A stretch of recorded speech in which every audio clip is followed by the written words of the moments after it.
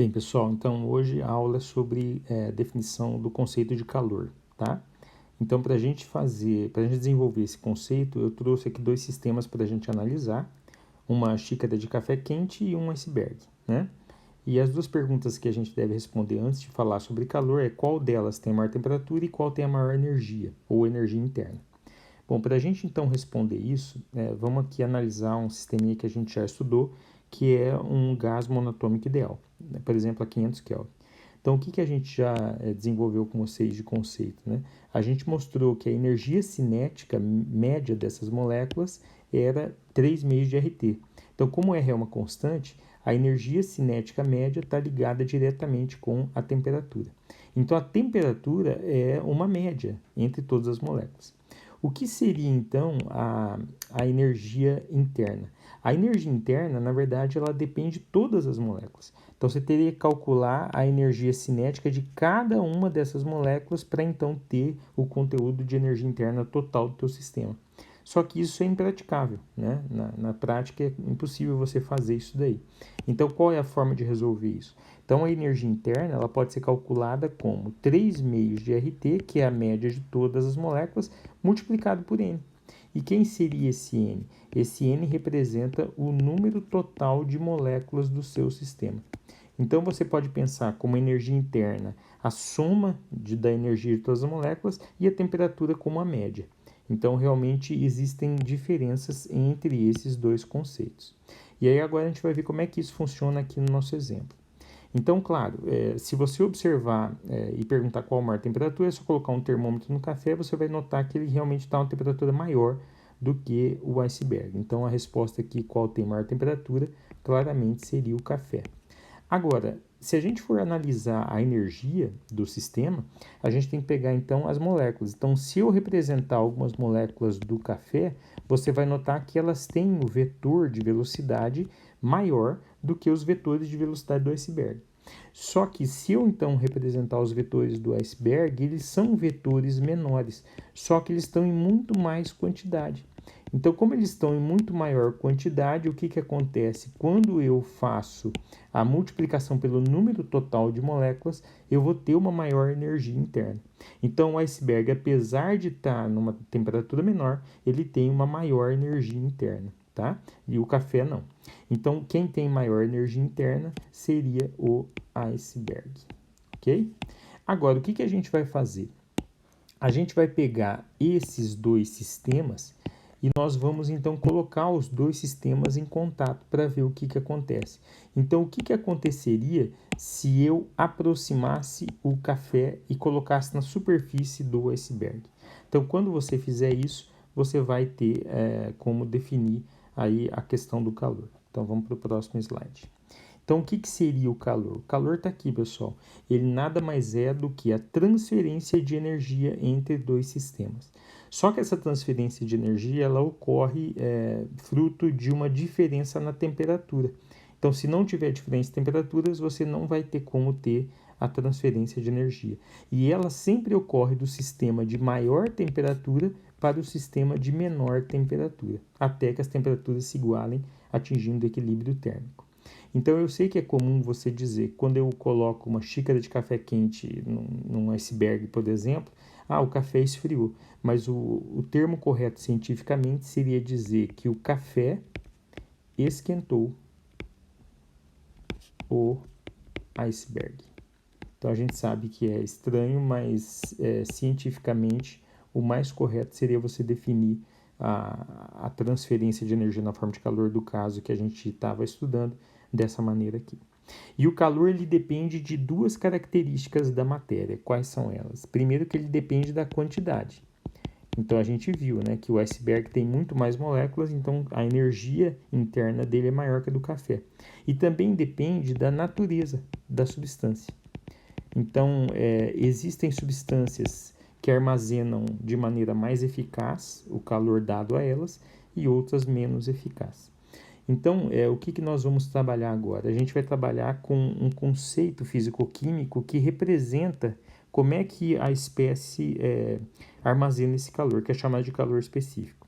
Eu peguei, na verdade, a mesma espécie, mas em duas fases diferentes. Então, pegamos da água líquida e da água sólida. O calor específico da água líquida é de 1 caloria por grama por grau Celsius. Já o calor da água sólida, que é o gelo, é de 0,5 caloria por grama por grau Celsius. Então vamos imaginar a seguinte situação. Imagine que você tem uma fonte de energia e que essa fonte de energia estaria transferindo 1 caloria para, que é a unidade de calor, né, para dois sistemas. Então, 1 caloria. Se você transferir 1 caloria para 1 grama de água a 25 graus, o que vai acontecer? A temperatura dessa água a 25 graus, ela vai passar para 26 graus. Por quê? Porque se eu dou 1 caloria para água líquida, eu mudo 1 grau. Agora, se eu der essa mesma 1 caloria para 1 grama de água na forma sólida a menos 10 graus Celsius, essa água sólida, ou gelo, ele vai passar de menos 10 para menos 8 graus Celsius. Então, aqui vai haver uma diferença de 2 graus. Por quê? Porque para a água sólida, que é o gelo, cada meia caloria vai aumentar 1 grau. Então, como eu estou dando 1 caloria, né, pela minha fonte de calor, eu tenho que, então, dobrar. Em vez de 1 grau, vai aumentar 2 graus, tá ok? E você pode também chegar a essa conclusão através da equação Q, que é a quantidade de calor, massa, que é a quantidade de matéria do teu sistema, calor específico da espécie, água líquida ou sólida, depende do caso, vezes a variação de temperatura. Você vai chegar à mesma conclusão, ok? Só que sempre que eu forneço calor para um sistema, ele aumenta a sua temperatura? Não. Na verdade, há como você dar calor sem aumentar a temperatura. Então, isso é possível. E é possível em que casos? É possível nos casos onde você tem uma mudança de fase ocorrendo no teu sistema, tá? E quais são as mudanças de fase que nós conhecemos? Nós conhecemos a fusão, a ebulição e a sublimação.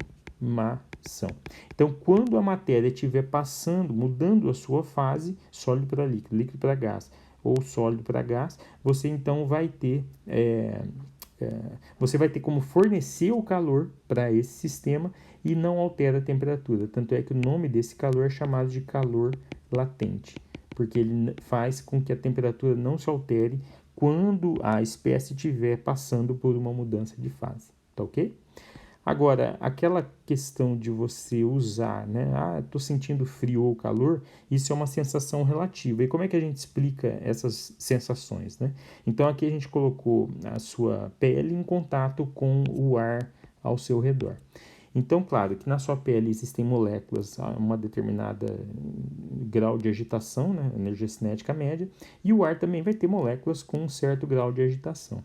Então, se a energia cinética do ar for superior à energia cinética das moléculas da sua pele, quando essas moléculas de ar colidirem com a sua pele, você vai sentir essa transferência de calor do ar para a sua pele. E como é que você vai sentir essa transferência de energia do ar para a sua pele? Você vai sentir isso na forma de aumento de calor, a sensação de calor, tá ok? Então, quando o calor entra no sistema, você então vai considerá-lo positivo. Então, aqui claramente eu estou considerando a sua pele como sistema. Então, quando as moléculas de ar transferirem energia para as moléculas da sua pele, você vai sentir isso como calor. Agora, veja bem, e se eu tiver num ar mais frio? Se eu tiver num ar mais frio, as moléculas, quando colidirem com a sua pele, vai acontecer justamente o inverso.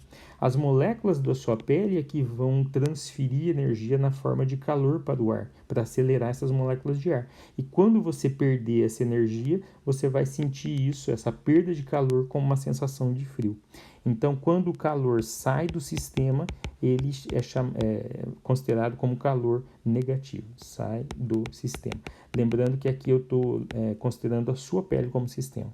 Agora, veja bem que nas duas situações, tanto na anterior quanto nessa, a sua pele estaria a 37 graus. Numa delas você sente frio e na outra calor. Isso depende, então, da energia das moléculas do ar que estão em contato com a sua pele. Ok? Obrigado.